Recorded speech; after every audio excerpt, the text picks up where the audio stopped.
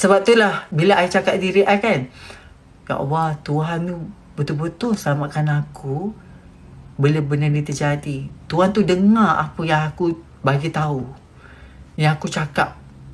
Tuhan tu mempermudahkan. Setiap perjalanan saja nak keluar pada Malaysia tu, hujan, sehujan-hujannya lillahi ta'ala. Saja ingat pada hujan tu pada berapa bulan? 24 hari bulan 2 2021. Hujan selebat-lebat alam. Dia hujan tu bila nak dekat je dengan Roblox tu kan, hujan. Bila nak dekat je dengan Roblox tu, hujan. Bila nak dekat je dengan Roblox tu, hujan. No, time tu pandemik, no. Cuba kau bayangkan pandemik, berapa banyak tu polis kat situ.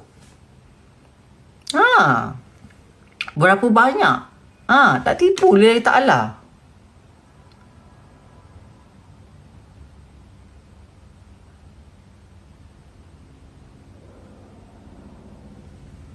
Allah tahu niat kita. Sebab I dosa dengan Tuhan, I bukan dosa dengan manusia.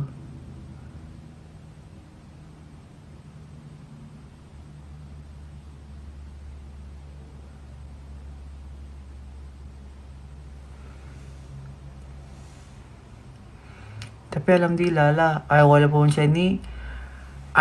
macam ni kan, kita ni, sejak kita paling kita nak respect orang tu adalah jika kita masih ada responsibility. Responsibility adalah sebagai seorang parents. Banyak orang yang broken family after the marriage is not success, they always like orang kata apa tu, just ignore the kids, the daughter, the son, because end of the day, any happen your side, if you have a broken family, anak tu adalah darah daging you. Diorang yang I ada anak I ni, Syazah dengan Syami ni, diorang bukan darah daging I.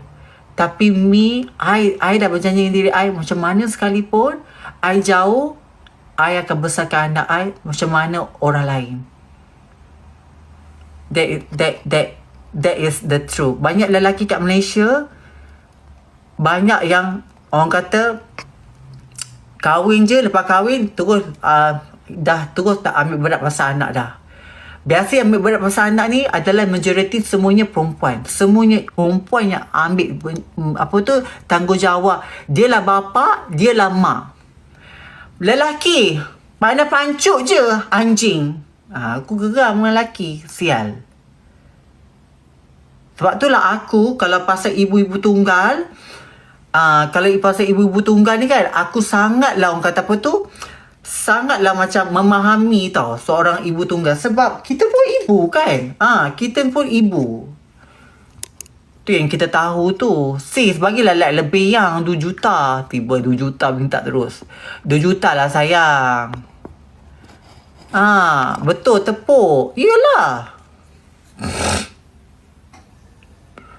Dia bukan dia bila cakap macam tu kan, orang akan cakap, oh sajak keluar tu, sajak mempelekehkan polis punya tak. Ini bukan pelekehkan polis punya ni tak. Polis memang jalankan tanggungjawab. Kalau you tengok polis kat setiap tempat tu memang banyak polis. No, pandemik, no. Tapi ini adalah kuasa Tuhan ya. Kuasa Tuhan tu, I keluar tu dalam 1 hari je. Lillahi ta'ala. Kuasa Tuhan.